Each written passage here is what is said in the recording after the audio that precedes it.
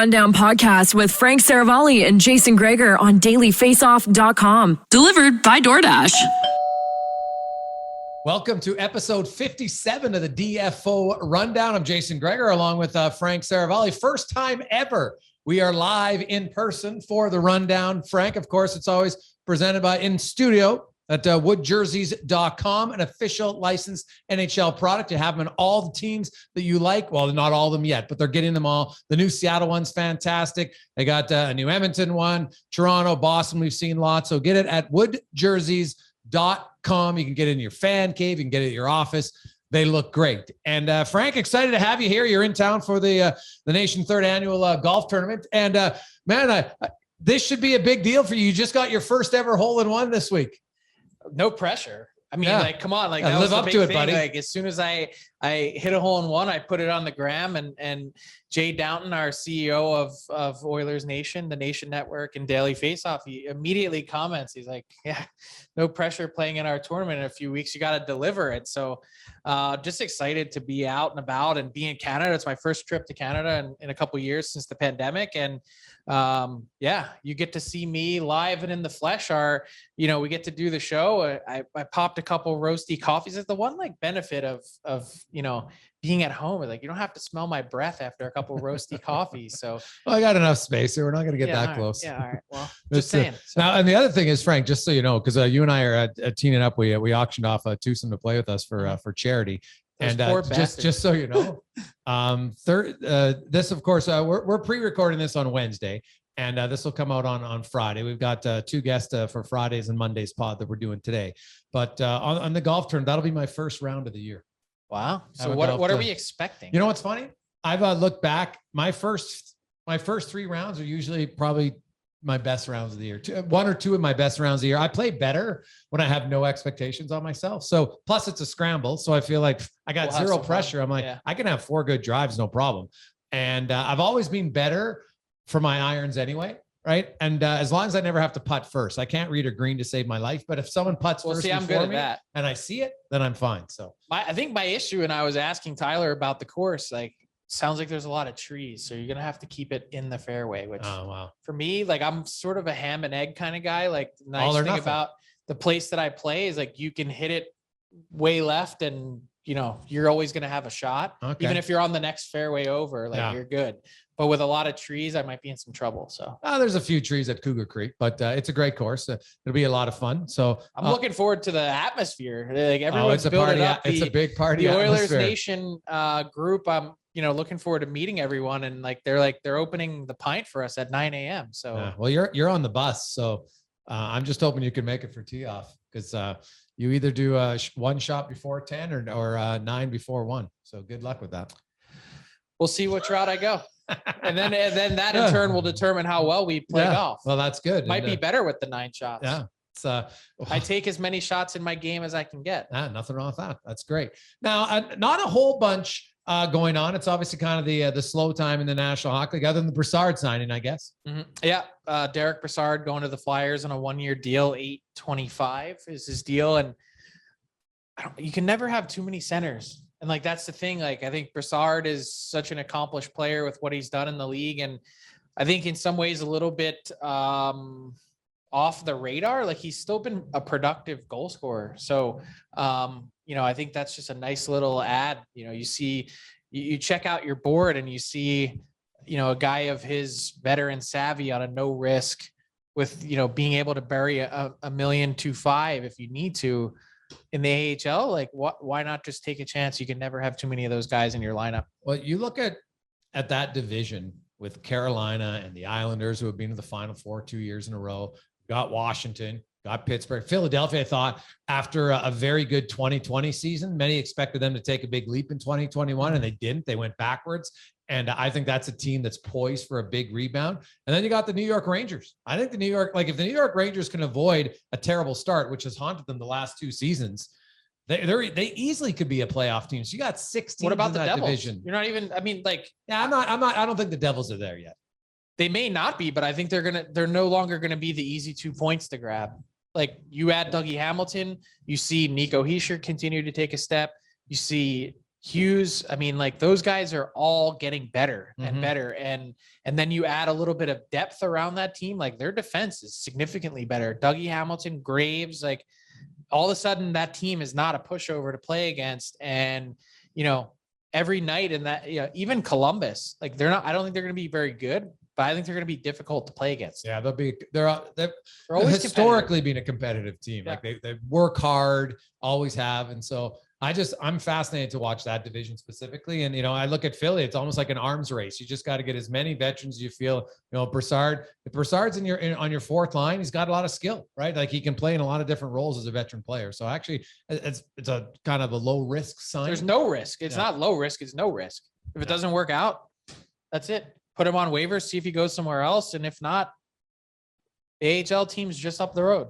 Yeah. Well, let's get right into it, of course, because we got a big guest. Our big guest delivered to you by DoorDash. Now, if you've never used DoorDash, it'll deliver food, everything right to your door. It's fantastic. It's convenient. If you've never tried it, use the promo code RUNDOWNDD, and that will get 25% off for first-time users and no delivery fees.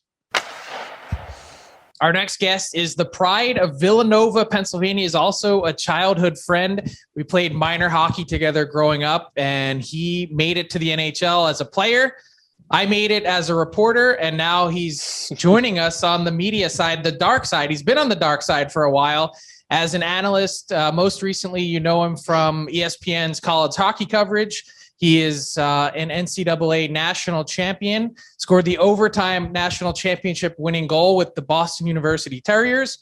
He's a second-round NHL draft pick, played 4 NHL games. The Daily Faceoff DFO Rundown is pleased to welcome Colby Cohen to the podcast. Colby, how you doing? I'm good, guys. Excited to be here. I've been following along since you guys launched this, and you guys have had some awesome guests. So getting the call out of the bullpen from you, Frank, was a pleasured surprise for me. Well, hey, look, we've got some exciting things to talk about because you're joining the Chicago Blackhawks as a content analyst. You're actually in the process of moving to Chicago, to the Windy City. Tell us about your new role and what you're going to be doing with the Hawks. Yeah, so obviously really excited. The Blackhawks is an organization that most guys want to play for when they're in their playing career. And all the guys that played there always tell you how well they're treated and how much they enjoyed it. And, I've worked some events like the Winter Classic where I've got to work with the Hawks. When we did the Notre Dame one, I was calling that game for Westwood One. And getting to know their staff and their coaches and Stan, and everybody has always treated me really well there over, previous years. And so my experience with the club has always been really positive. So, when I started to have this opportunity potentially come up and I started picking people's brains, everyone said the same thing to me about working there and what kind of atmosphere it is, all the way, like from ownership all the way down. So I'm excited. It's an unbelievable opportunity. It's a little bit of a different position as a content analyst. Sort of, it's a diverse role and gives me the ability to sort of appear on all the different TV channels, in game, in the booth when Eddie's, on national TV duties, between the glass. Getting to be in the studio a lot of nights, getting to do stuff digitally, social media. It's kind of this like all encompassing role in getting to be a part of the Blackhawks coverage, because they very much have talked about, wanting to do more for their fans and wanting to bring more behind the scenes, more opinions, more connectivity with their fan base. And I think that's kind of part of my role. And it's exciting for me because it's an original 6. It's in a great city. And like you mentioned, our movers are coming in a couple of days here to start taking my furniture. Colby, how did you land here? For those listening that may have not known your story, you end up hanging up your skates a couple years back and you sort of start this transition into the media world, and you've done a lot of different things in different places. You've done the Flyers studio work for their regional broadcast on NBC Sports. You've done a lot of radio, including some prominent events, playoff games, big stuff on Westwood One. How do you think all that prepared you for this? And also, what's it been like for you navigating through all those different things and also trying to figure out sort of what you want to do in life? Yeah. It's funny to think about how I got here. And honestly, I think I realized probably by the end of my entry-level contract that I was not going to most likely be an NHL player. I was trending the wrong way in my development as a player. And, I took a stab at overseas, and I just kind of quickly realized that, look, I love the game of hockey. I had a decent little run, with the NHL, with pro hockey. I had a great experience, college. I had an education. And I said, I think it's time. When I was about 25, 26, I had my hips operated on 3 times, my groin operated on twice. And it just it wasn't working for a number of reasons. And so I decided that, hockey, my playing was done. And I was just really lucky, guys. I got a couple of lucky relationships that I had built in New England, being there as much as I was. And I got an opportunity to do some work at Neston. I was terrible, but they liked me, so they let me do a little bit more. And then I get an opportunity to do the NCAA tournament I was god awful, to the point where I did a Michigan, North Dakota game. I have never felt so bad about myself after looking at social media after I called that hockey game in the NCAA tournament. I was like, maybe this isn't for me. It was really bad. And Frank, I actually remember talking to you about it early on. And, I pretty crappy about it. And I said, you know what? I'm not going to quit. I like this. I like being around the guys. I like talking to coaches. So I kind of kept working at it. I watched it back, as painful as it was. And boys, it was painful. And then I just kind of making phone calls, got lucky, and CBS Sports gave me a couple more games, and I started to get a little more comfortable. And then it kind of just grew from there. And then I got another NCAA tournament, which I had to beg for because they were pretty much not going to bring me back. And that kind of started to propel me until I landed the radio job with Westwood One for the Olympics. And again, total luck. The NHL wasn't going, so all the good people were busy. And I got an opportunity to go over and do the Olympics, and that kind of blossomed into Winter Classics and playoffs and kind of got me involved in the NHL. And it's sort of been small little dominoes for the last 4 or 5 years until this opportunity with the Blackhawks presented itself, which when I first got a call last year from the Blackhawks right after the NCAA tournament, they asked if I could come out and fill in for Eddie. I was looking around at the dinner table that night as I sat with John Butchergross and Barry Melrose to see who under the table was texting me from a number that I didn't have, because I thought the guys were messing with me. So I seriously didn't even believe it. So it's been kind of a combination of just kind of working at it and being hypercritical and trying to look at, different analysts and people that I respect, or maybe some that I think could do more, and try to figure out, all right, I don't have the resume that a guy with 500 games in the league played, but what can I do, or where can I go with this that they haven't? And, I've just been fortunate to kind of end up where I am. When you look back on the game and you felt like you were terrible, what part of your calling was terrible that you've improved on the most since? Oh, I just had no confidence. I had no idea how to evaluate. And I think that was the biggest thing. I mean, I honestly, when I first started doing TV, I called Frank all the time to ask about players that I knew, but I just didn't know how to evaluate them. I just don't think just because you played doesn't mean you know how to evaluate. Just because you played probably doesn't mean you know how to coach either.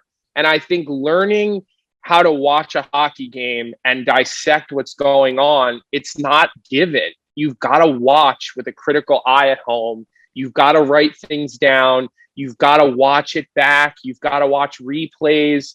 You got to hear yourself talking about things and thinking to yourself, would I want to hear someone talk about this if I was sitting on my couch? Is this interesting to me? So you kind of, what I did, and I had to sort of change the lens at which I watched the game and blend my personal experience as a player, the ups, the downs, the skill, all those different things. And then I had to sort of put this like analytical evaluation lens over my eyes, and like, how do you evaluate it and then articulate it to the audience so you're interesting and so you sound like you know what you're talking about.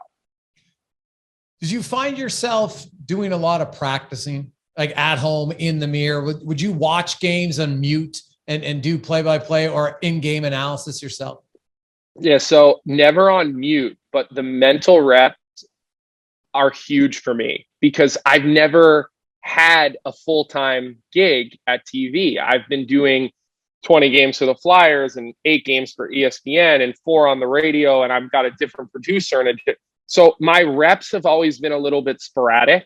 And so what I do is I don't put it on mute because there's certain guys that I really like to listen to, or there's certain people I don't like to listen to, and I need to hear them too because I want to pick apart what I don't like.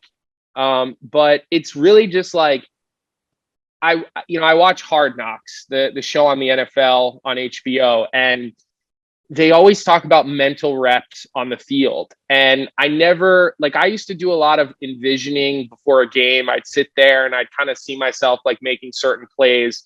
And that is really how I've got, like, a lot of how I've gotten better is like mental, going through it. Like, I might not even be saying it out loud, but I'm thinking about when there's a goal, I might be watching a national broadcast and I'm thinking about what I would say. Sometimes it matches up to what Eddie O would say. Sometimes it's completely different than what Eddie or Jonesy or Boosh or any of those guys would say. So that's a big thing for me is like just mentally saying it in my head and going through a game while I'm listening to the hockey game. Colby, what do you think, as you step into your role with the Blackhawks, what's your first year going to look like? What are the things that you're going to be doing?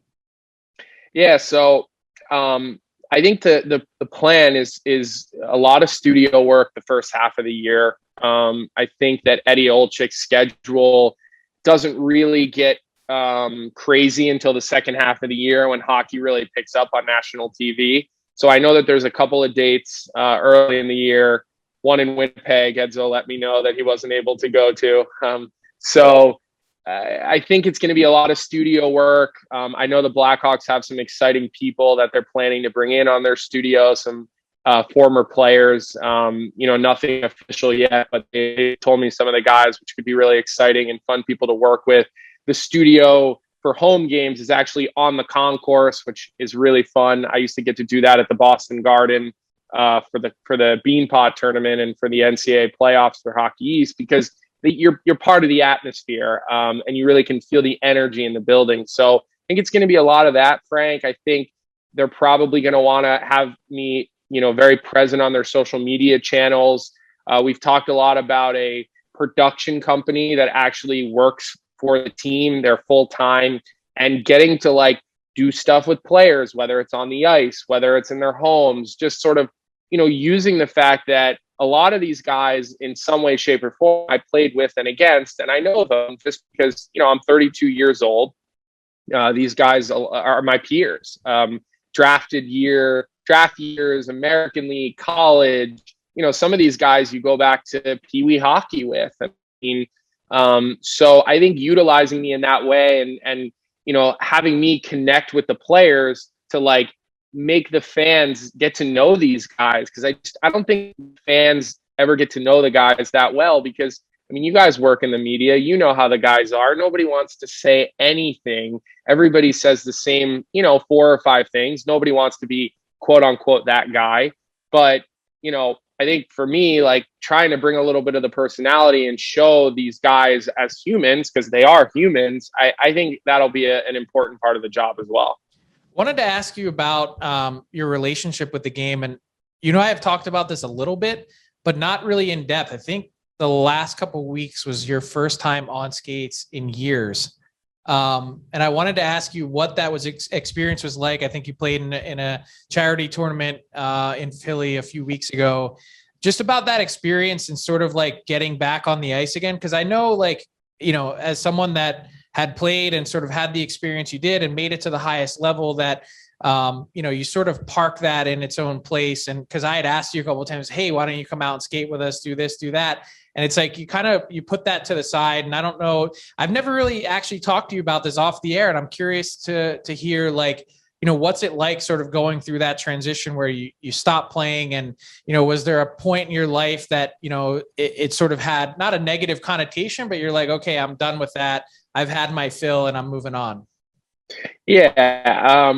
I did play in Czech for Charity, which is a big event here in South Jersey. You know, you get Johnny Gaudreau out there, Danny Briere, Fox played in it, Kreider played in it. I mean, they recruit their buddies. You know, D'Angelo puts a team in and brings a lot of his teammates down. So it's actually turned into a pretty incredible event. Our first game the other day was against Danny Briere's team, which is just fun. Danny and I have become friends over the years, and it's just fun to play against guys like that. But, you know, I think for me, I enjoy being on the ice. It's more of the fact that my hip and my back and my groin, they hurt.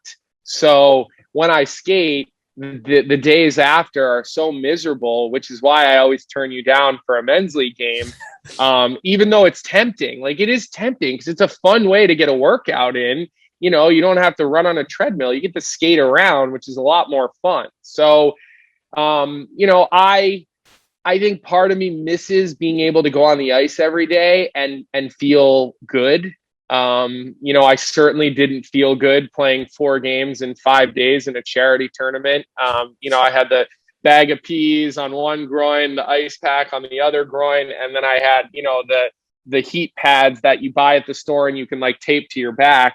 So, you know, it's more about that. But, you know, it was fun to play in that tournament. It's the first time I played in that event in almost like 9 years. And then since I stopped playing, which is probably, you know, 2016, I think maybe is when I stopped, 2015. I haven't actually played other than a BUBC charity game that summer I played in, which was a Travis Roy, Pete Frates event, which was like all like NHL. I mean, it was like the fastest summer hockey game I've ever played in my life. You know, of course, Johnny Gaudreau had like 5 goals, and at that time he was like a rookie in the NHL. But you know, I haven't been on the ice, and it was good. I was glad I played. The Wounded Warriors team in Philadelphia asked me to play, and you know, it's called the Flyers Warriors actually, and you know, getting to spend 4 days with those guys, hearing about their different experiences in Iraq and Afghanistan and Syria. And I mean, these guys are actual heroes. Just one of the reasons I said yes to playing, because I just wanted to be around those types of guys. And I just developed some great relationship with these guys. And it's funny, like these guys who I just played hockey with are the ones who have been reaching out to me all week, asking me, you know, hey, like, we're sorry to see what happened with Jimmy Hayes. Obviously, you guys were friends. Like, they're just good people. Like, meanwhile, I should have been asking them, how are you feeling about what's going on in the world right now? Because this stuff so closely personally affects you guys. So it was fun.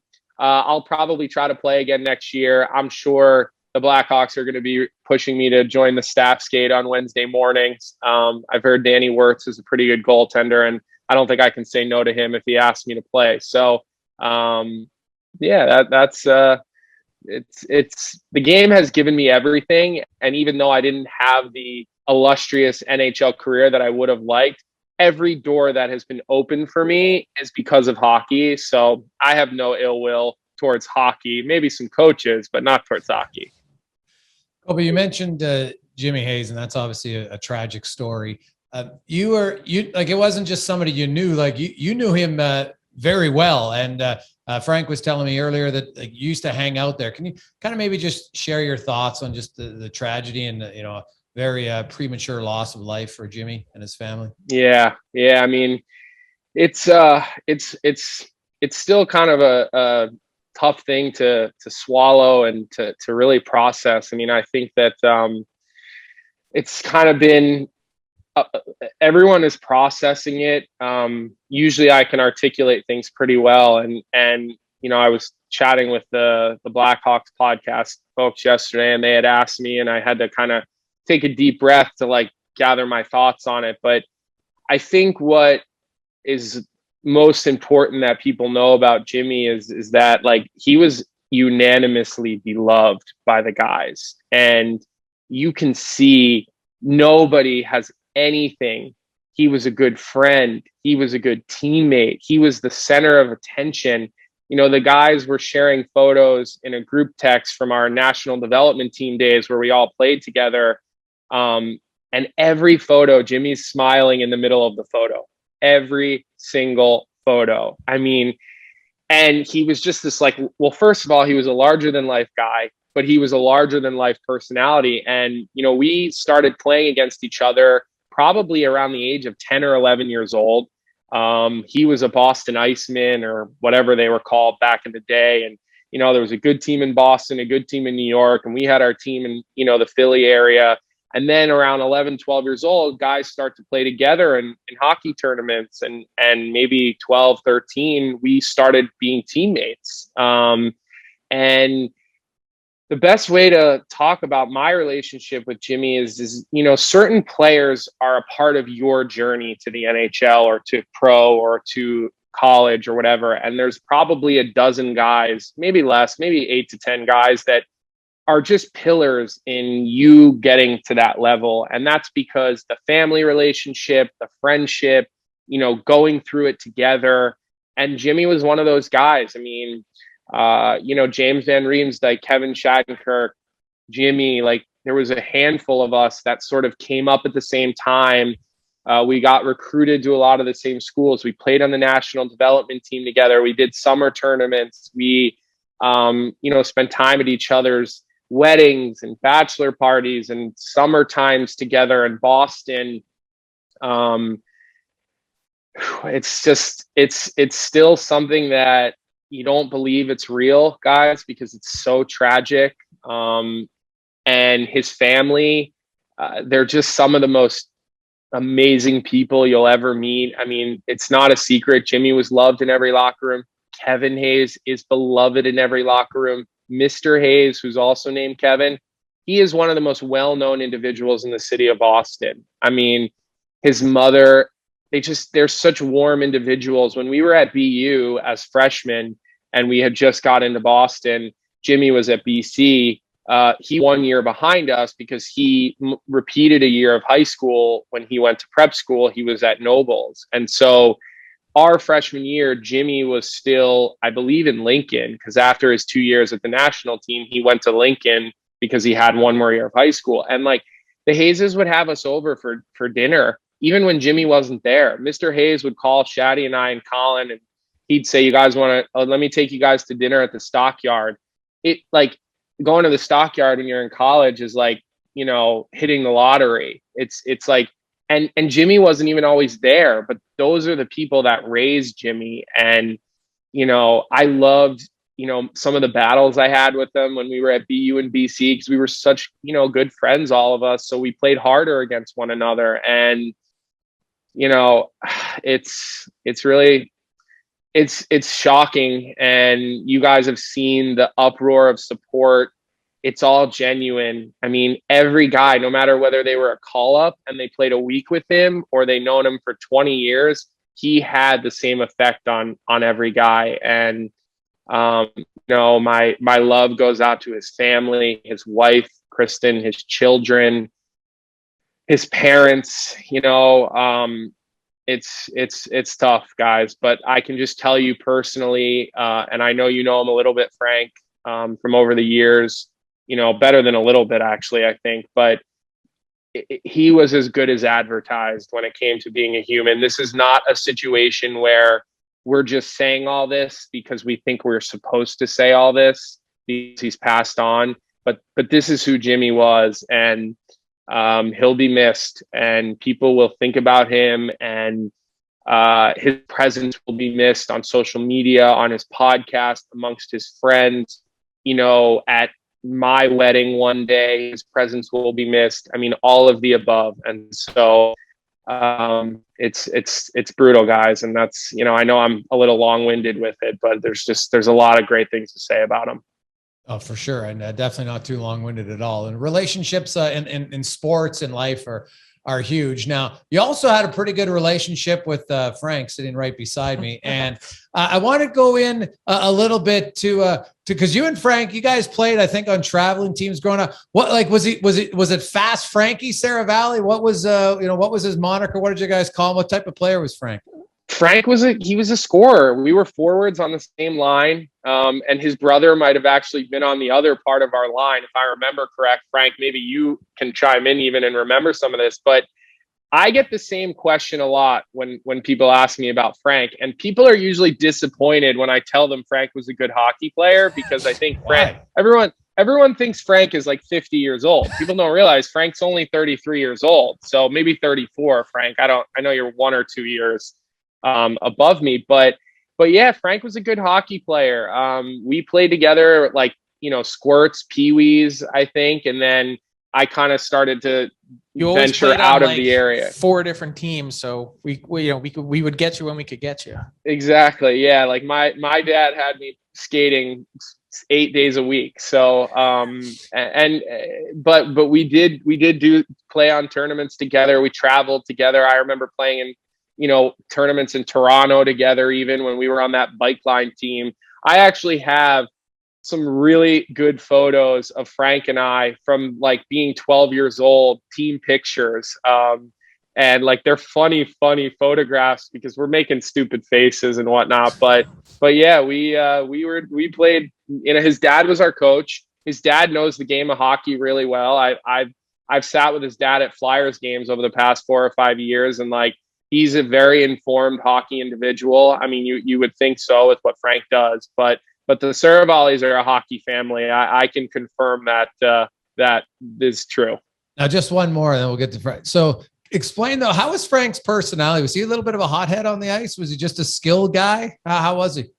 I don't remember you being temperamental on the ice. I mean, I think I was definitely a spaz off of it. I was the baby. So I probably made everyone else seem mellow because I had such a temper, or I was, very high maintenance, probably would be the best way to put it, even at a young age. So yeah, I would say you were more high strung is how I would put it. Okay, there you go. Yeah, that's a nice way to put it. But I remember Frank being like more of a skilled player. I mean, at that age, most guys are, but we were on select teams together, which was generally like the best kids from every team. So, you have to be skilled in order to make those teams. Even at that age, you got to be able to, you got to be a skilled guy. Man, those were some really fun memories. And also just like, I always think, thinking back on your career and how you got to where you were, just how different the sort of paths are, right? Like, you played a ton. Like you were always on the ice. I remember we'd have a game and, we'd play in Valley Forge, for instance. You'd like hop in your car and go play on another team in North Jersey. Like Colby was always going somewhere, always playing. And I wonder, then we just had actually Jason's nephew. We just taped an episode as well. He plays for the Sharks, and, he didn't play any spring hockey at all growing up. And so like, there's all these different paths to make it to the NHL. And I always wonder sort of how that contributes to you mentioned earlier, a player's journey, how different some of these paths can be. Yeah. I loved it. I liked going to practice during the week. Like I loved being on the ice. If I could sleep with my gear, I did. I mean, I watched hockey as much as I could. I was a nerd about it when I was a kid, and I used to sit in school and try to write the rosters down from as many teams as I could remember, because this is before Wi-Fi even, like we didn't even have Wi-Fi when we were that age. So it's not like I could just go on my iPhone and like look at NHL.com. So it was what I love to do. Like I'd go from, you're right, we'd have a game at Valley Forge, and then I'd have a skating lesson at Voorhees or at the Coliseum or wherever. And, I'd have blisters all over my feet because, the skates were never getting a chance to dry, but my dad was willing to do it, and he kicked me in the ass when he needed to. But for the most part, I liked it. I enjoyed it. It was like where I was most at peace. And, I don't recommend it for every kid because most kids who do that probably burn out. I don't think I ever actually felt burnt out from it, but that was, it's funny you bring that up because I haven't really thought about that in a while, but I do remember that. Do you think playing all that time, is there any connection to that, to your hip and groin issues, do you think?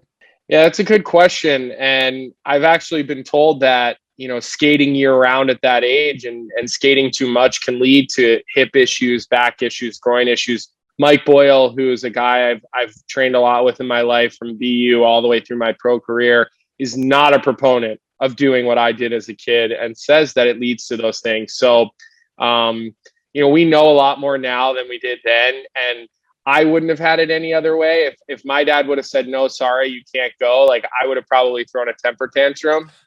So it is what it is. And I don't have any regrets on those type of things. That's for sure. All right, let's play a little rapid fire, Colby. We usually wrap up our guest segments with this. Just the only rule of rapid fire is you have to answer the question. All right, so after calling a game on TV, how does Colby Cohen wrap up his night? Or do you have a drink of choice? What are you into? Any drink I can get my hands on after a game. I'm not picky because in some cities you can't be picky. What are you most looking forward to about living in Chicago? I hear the food's really good. Supposedly it's a great restaurant city. Okay. Name the toughest coach that you played for. Toughest, Jack Parker. Why? He's the iron-fisted ruler. There's no conversations with Jack. It's my way or my way. White Sox or Cubbies? Cubs. All right. If you go back in time and you can only pick one in their heyday in the playoffs, you need Taves or Kane on the ice. Who are you taking? I'm biased towards Kaner. Kaner's my first choice for pretty much any question in those regards. I got to be teammates with Kaner at the national development team. I've just seen up close and personal so many times how good he is that I'm taking Kaner all day. Who was the best player you played minor hockey with who didn't go on to a college or pro career? Best player. There was a kid who I played with the junior Flyers. His name was Dominic Marone, South Jersey kid. I don't know if you remember him, Frank, but he was unbelievable. Select 13, select 14, select 15s. But then guys sort of started to catch up to him with puberty and, he didn't really grow, but he was unbelievable at minor hockey. Sorry, Frank, you're not the answer. Yeah, no, I knew I wasn't going to be, but I was actually thinking about that question. And I know he played with you at BU, but the best player that I remember playing against on some of those select teams and tryouts and stuff was Luke Popko. What kind of role did he play on your BU team? Yeah, he was a fourth line, role player, face-off guy. He was the same height from probably 13 years old to now. He was a man playing 14U selects. I was a baby compared to him. He could squat 500-600 pounds in the weight room at BU. He's the strongest guy I've ever seen. Jeez. Powerful. I love it. Were you a superstitious guy? Because it's not like you played all the time, so maybe you didn't have time. Or were you a left, right, shin pad, skate guy?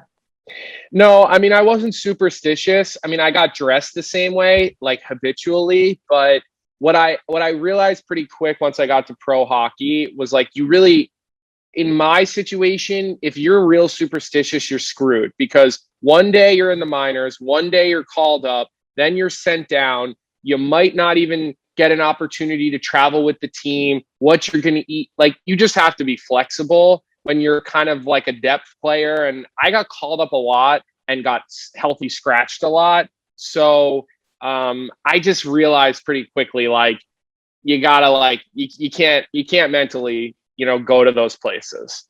Okay. So here's some background. Colby was a black ace when the Boston Bruins won the Stanley Cup, and he was on the ice, part of the celebration, on the charter on the way back, has a photo, sitting on the plane with the cup.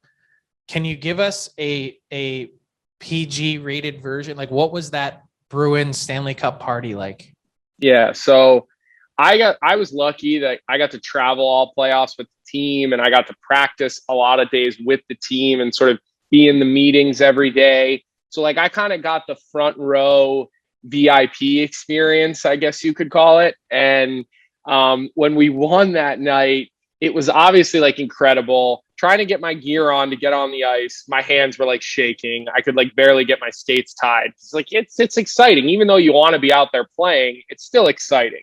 You get to go out and lift the Stanley Cup. So obviously we get back into the locker room. The champagne is, like, everywhere. Everything is getting soaked. It's wild. And we were supposed to stay in Vancouver that night, but there was some issues with security and things that were happening in the city. So they kind of give us like on the loudspeaker to in the dressing room, they're like, we're leaving. Like, we're not staying in Vancouver tonight. We got to get out of here. So we get everything together. We get to the plane. We get on the plane. There was probably like a few hundred bottles of Dom Perignon champagne, like a few hundred. Like, it took up like multiple seats on the plane, how much champagne was on the plane. And the boys were having a good time. They were singing and dancing. I mean, not many people slept. It was a 6-hour flight from Vancouver overnight. Our strength coach was, like, going insane, singing with the guys. Everyone was taking photos. The guys were awesome, especially to, like, me and the other, 3 guys that were still with the team as sort of the extras. They let us get our time with the cup. They let us get pictures with it. And they, like, kind of appreciated the fact that we had to get bag skated every day, and they'd literally put us on the stationary bike until we threw up before the end of every first period to keep us in shape. God forbid we were to play. And so the guys were super appreciative towards us, and, like, really, like, shared the moment with us, like, young guys. It was Barkowski, myself, Trent Whitfield, who's not so much of a young guy, and Jordan Caron, who was their first round pick. So, getting that opportunity, the party, I mean, it was fun, singing, dancing. We get back to Boston, the parade, one of the most surreal experiences of my life, like, being on those duck boats. I was with Krejci and Lucic, which was, like, a fan favorite duck boat. Passing the cup from duck boat to duck boat, I got a chance to lift it right on the stretch where we were at the Boston Commons, and all the TV cameras were there. So, like, there were so many clips of, like, me getting to lift the cup up over my head. It was unbelievable. Like, parties were awesome. Everyone behaved. We've seen the receipt. Like, it still gets tweeted every now and again from Foxwoods, that celebration at the casino. Of all, whatever that tab was, what part did Colby Cohen drink? Yeah, I was not drinking the Bud Lights. There was like 26 Bud Lights on there, and I think I was probably sticking to the vodka. But that was a fun night at Foxwoods. Biggest bottle of champagne I've literally ever seen in my life. This bottle of champagne had to be 5 feet tall. Like, it came. It was $100,000, right? Yeah, I mean, I didn't look at the bill. That's just the bottle of champagne. People still tweet the tab. It's unbelievable. It was $100,000 bottle of Ace of Spades champagne, and it came with 2, like, pourers. So, like, the guys, their job was to just pour it in your mouth when you wanted a sip of it. So I thought you were going to tell us they'd be, like, scantily clad women doing it. No, but we got, like, a whole section of the Shrine night. I think it was Shrine at Foxwoods, like, shut down. And we were just kind of allowed to, like, wave people in as we so pleased. But fun night, like, just an unreal group of guys. Like, you get to party with Mark Recchi when you're 21 years old. I mean, like, that's, like, I watched Mark Recchi play our whole childhood. You know what I mean? Like, Char, I mean, all these guys. And so that was just, I mean, I kind of tried to like stay in the back as much as I could and like, stay in the back. But awesome group of guys, like such characters, like forget character. I mean, like these guys are characters, Sean Thornton, what a fun guy to like win and party with. It's just great, unbelievable time.